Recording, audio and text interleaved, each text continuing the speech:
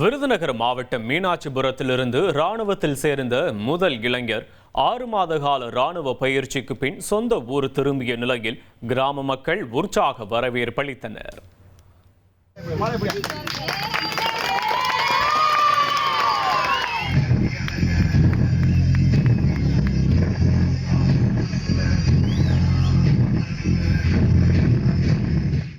Collector, tahsildar, தலையாரி, VO, police, இப்படி பல பதவிகள் இருக்கு.